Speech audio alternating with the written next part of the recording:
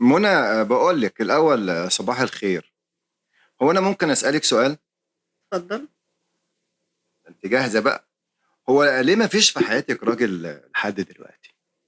لاني بدور على راجل احس معاه بالامان، احس انه مش كذاب، مش خاين، راجل يحبني، يهتم بيا، يعطف عليا، يكون لي كل حاجه: اب، ام، اخ، اخت، حبيب، زوج، يكون ابني، واكون له كل حاجه: ام، حبيبه، زوجه، اخت، صديقه، واكون بنته.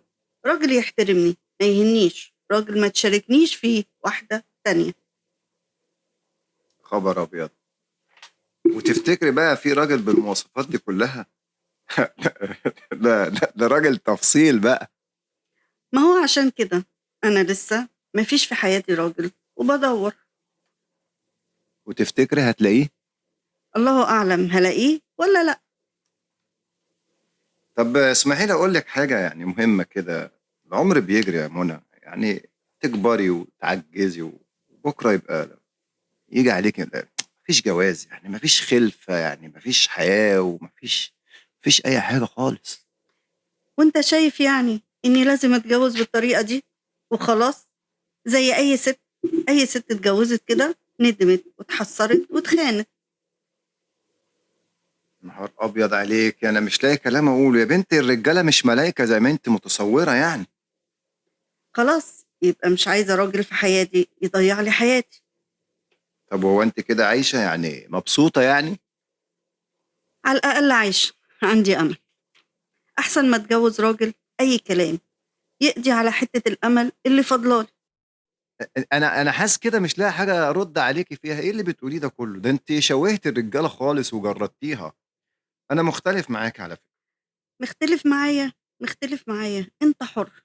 اختلف براحتك، أحسن ما ارتبط بشخص نختلف العمر كله. امم أنت مريضة على فكرة. يا سلام! بقى عشان باقول لك الحقيقة أبقى مريضة؟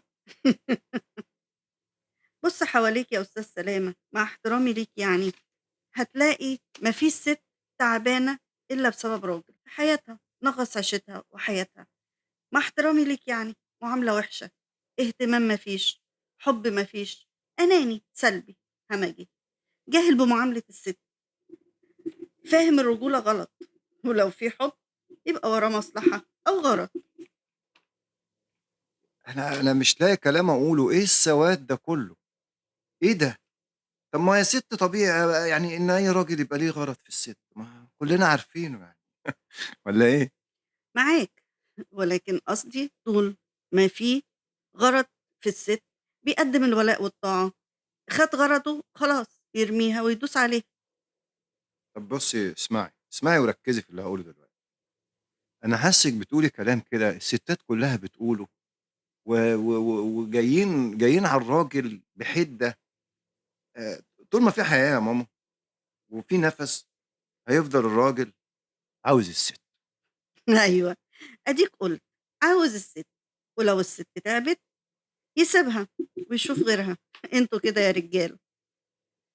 خلاص يا ست، حقك عليا، انت حرة. اهو شفت. لانك راجل ما استحملتش حتى المناقشة وعاوز تقفل وتمشي.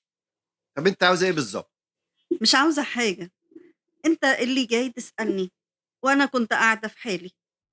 يا ستي انا حقك عليا.